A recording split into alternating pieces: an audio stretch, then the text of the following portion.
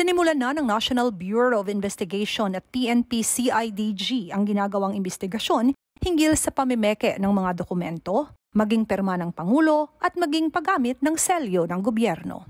As of yesterday afternoon, I was informed by Secretary Boying Remulla that the NBI has already commenced their investigation. We're waiting to hear from the CIDG.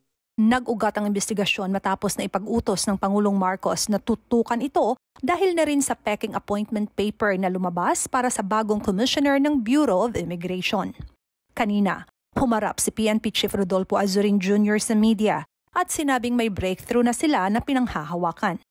Anya, nagpapatuloy ang investigasyon hinggil dito at nananawagan sila ng kooperasyon upang mas madaling marisolba ang kaso.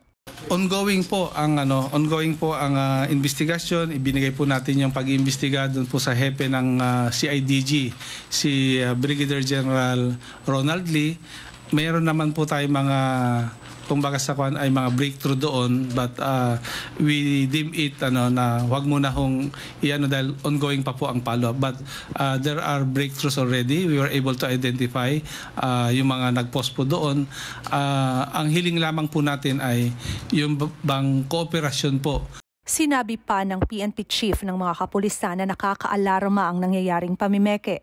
Dagdag pa niya, restricted ang tanggapan ng Pangulo at kinakailangang bigyan ng kaukulang respeto. Very alarming po because the office of the President should be respected, should be given po yung utmost courtesy. Dagdag pa ng Chief PNP, asahan na sa mga susunod na araw ay maaari na nilang mailabas ang resulta ng kanilang investigasyon lalo pat may lead na umanong sinusundan ng mga otoridad sa pinagmula ng peking dokumento. Nauna nang iniutos ng Pangulo sa mga kalihim ng DOJ, DILG at DICT ang pagsugpo ng cybercrime. Ang NBI ay line agency ng Department of Justice habang ang PNP-CIDG ay nasa ilalim naman ng pangangalaga ng DILG.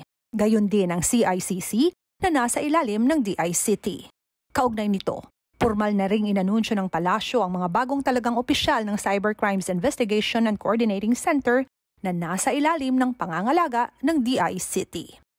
Jinky Baticados, IBC News.